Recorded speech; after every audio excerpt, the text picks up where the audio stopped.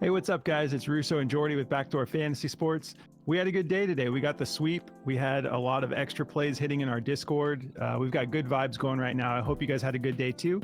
We're going to be talking about the NBA slate for tomorrow. We've got 4 picks for you for first look. We've got 9 games for Wednesday, April 3rd. And we are going to be breaking all these down for you. But if you haven't signed up for Prize Picks yet, make sure you throw in that promo code at the bottom of the screen. They're going to match your first deposit up to $100. If you guys don't mind, do us a favor and like the video. If you're new to the channel, make sure you subscribe and hit the notification bell. And let's get into it. These are the plays we're going to be covering. I'm taking Trey Murphy over 22.5 points, rebounds, and assists, and Jaylen Suggs over 14.5 points and assists. What are you getting into, Jordy? Yeah, I'm taking Rui Hachimura for over his first half points, over 7. And I'm taking Nesmith for under 17 points and rebounds. All right. Well, let's talk about this recap real quick.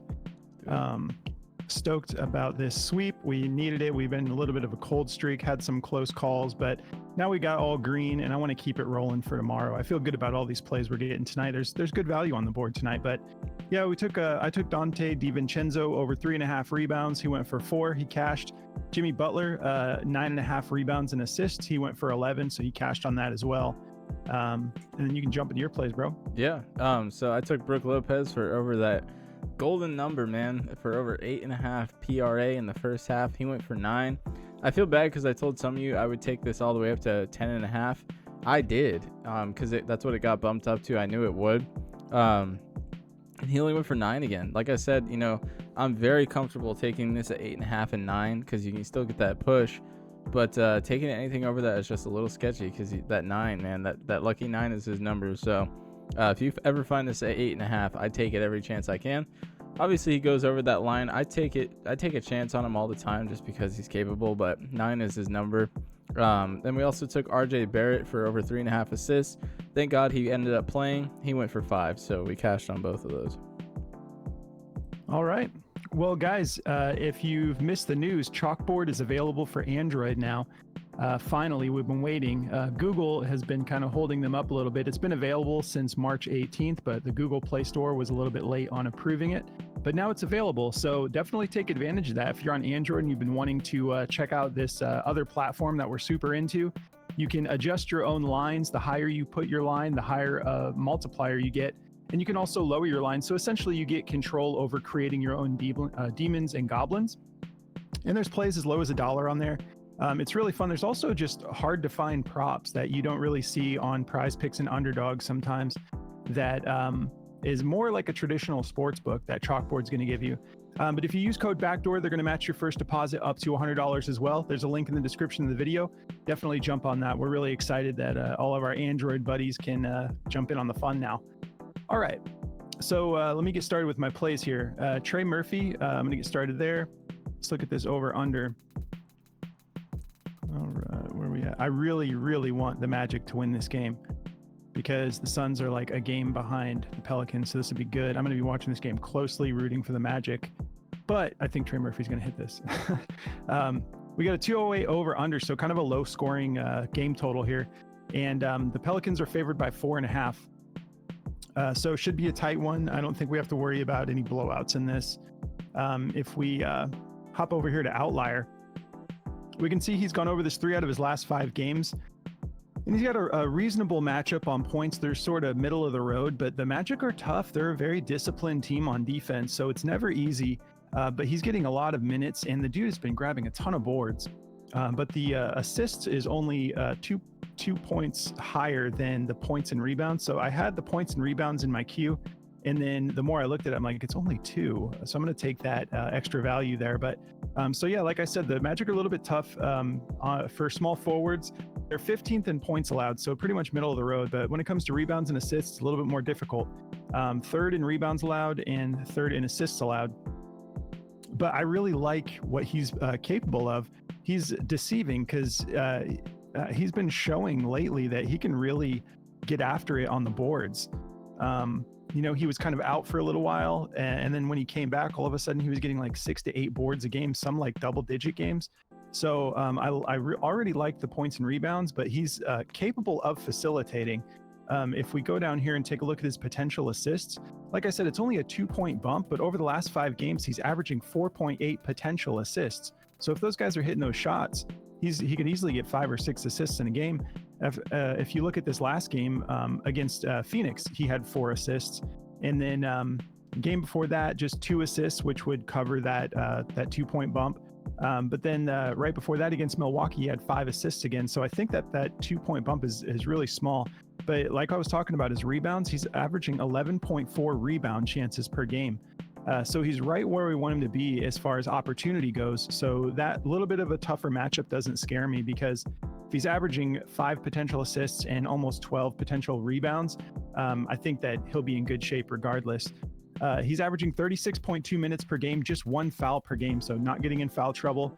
11.8 attempts from the field per game, shooting 36%. So he needs to improve there a little bit, but averaging 4.2 made per game.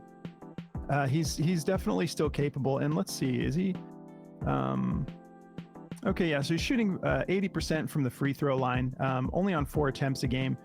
But I definitely like this. If he can start dropping these threes, that's what can get crazy for him, because he's averaging 8 attempts from beyond the arc per game. And we've seen this kid before. He can be just deadly sniper, sports related. And we're on YouTube. I'm using like trigger words, but he can be a total sniper from beyond the arc, and he can start dropping these. But 8 attempts, it's like if he hits like 3 or 4 of those, he's going to be killing it on points. Just put up 21 points against Phoenix. So I'm feeling really good about this, especially at just 22.5. That's so low to get the full PRA for someone who's averaging 36 minutes a game. And yeah, I'm feeling great about this one, guys. Let's hop over here to Daily Grind. They've got this one favored to go over, 51.7% odds to hit the over, and minus 127.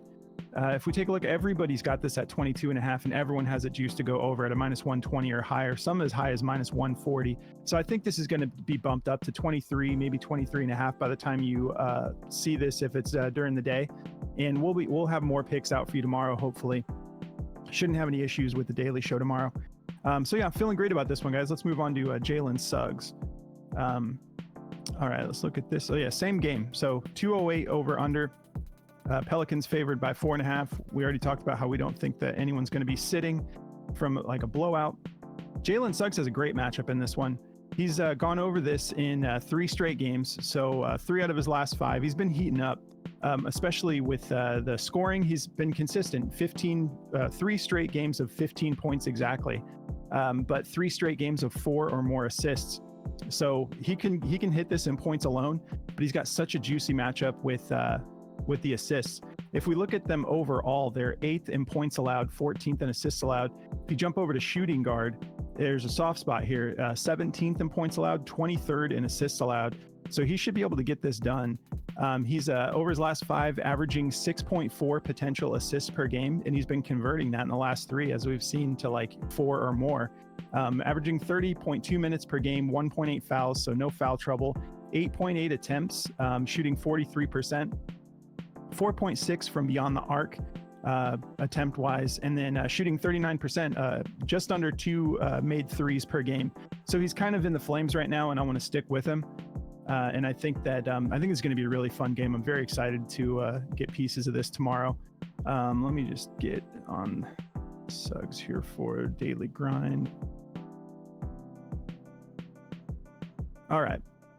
So they disagree with me here. So go with your gut.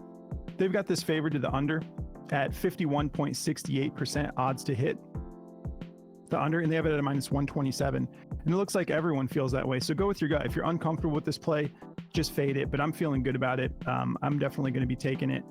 They've got his points juiced over at 11.5 if you're looking for a pivot. But yeah, I'm going to be rolling with this. Like we just saw, he's been averaging over the last 3 games 4 or more assists. So I think he can get this done points alone. I'm going to be taking it for more. All right, Jordy, I'm going to pass it over to you now, bro. Sweet. Yeah, man. So I'm taking this Aaron Nesmith points and rebounds under.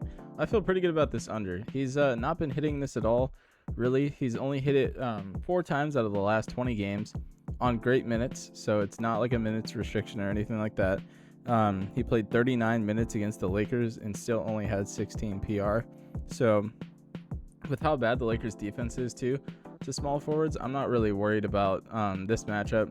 They just played Brooklyn, and there is massive blowout potential in this game. I just want to pull this up. Thought I had this pulled up already. Let's see here. They just blew them out really bad. And then this game, already we have, where are we at? So they're only favored by 7 points, but I think it's going to be worse than that. I mean, if you look at the last game they just played, it was like 133 to 111 at the end of the game. And those starters like all only played like 25 minutes. So I think we're going to see something very similar to that in this game. Even if we don't, I'm still not scared of this line going over. I know they just played and he only had 25 minutes and he still went for 15 PR, but I don't think he's going to hit this line. It is an easy matchup for him. So if he does, he does. I mean, it's a risky play. I like it. I'm going to be taking it. But I mean, he's over the year, he's only gone over this a couple of times. Like he's gone under this line 44 out of 67 games. So that's like almost, you know, like 70% of the year, 73% or something like that. So I love this play. I'm going to be taking it for under for sure. So yeah, that's my first play. If we look at daily grind for this play, they have it favored to go under as well at 51.24% chance and a minus 124, pretty much a minus 120 to 130 across the board. So feeling good about that one. And then this one, Rui Hachimura, first half points. I beat this play to death. I mean, 15 out of the last 20 games. He basically gets this done by hitting either 3 threes or just doing his thing where he gets down in the paint and scores it like whenever he wants. They're playing Washington, so he's got a very easy matchup. 17th in points allowed, 27 or 24.2 points allowed. He'll probably have like Denny Avdia or someone on him. So I'm not really worried about this at all. I think he'll easily hit this line. Cam Reddish is a game time decision for personal reasons. Gabe Vincent is questionable. And so is Jared Vanderbilt. So none of those guys are playing. I mean, Rui's starting anyway, so he's going to get this done, I think, regardless. But he's getting 16 minutes in the first half, so that's plenty to get this done. So I feel really good about these two plays. 5 out of 5 in the last 5, 9 out of 10, 15 out of 20 on Rui. So really liking the value on these two plays. All right, guys. We mentioned we had a good night in our Discord as well. Yeah, we had like multiple different plays that we've told you before. We've got other analysts in here. Moose put out a bunch of plays. They all cashed. So we were able to eat as a family, and man, did we need it. Like the vibes were good because we go pretty hard in here. Sometimes, you know, like we'll be like close to even most of the time with just kind of like, I don't want to call it chasing, but just kind of working together. When we don't get a strong start, we start building out slips for the later games together and doing research together. But we have a lot of fun. If you guys want to check this out, there's a link in the description of the video. It's about 50 cents a day to join. And if you go through that link and go up to server subscriptions and then just subscribe, it'll unlock all the channels for you. But we have a really good time in here, like just talking through all the picks, like especially today on days like Taco Tuesday, we evaluate all of the tacos together. And we have a really good time during the games, just sweating out the plays together and just talking as we have a lot of fun. So come join us. If you decide to join, make sure you hop in the community chat, let us know you're new, and we'll kind of show you how we do things in here. But really the community is the best resource because we're all sharing so many slips. Like I put a 6-man in here. I was stoked because I had 3 baseball plays hit today. But I had 2 NBA unders on that slip. Or no, I had 1 NBA under and 1 MLB under, and the MLB under hit, but the NBA one didn't. But someone in our Discord just copy and pasted my slip. He's saying he's scared of unders, so he faded the unders and he ended up cashing a 6-man. So that's just the kind of fun we can have in here, just utilizing each other's picks and taking what you like and fading what you don't. But anyways, guys, we're excited about this slate. We hope you guys have a great night, and we'll catch you tomorrow in the Daily Show. Good luck, guys.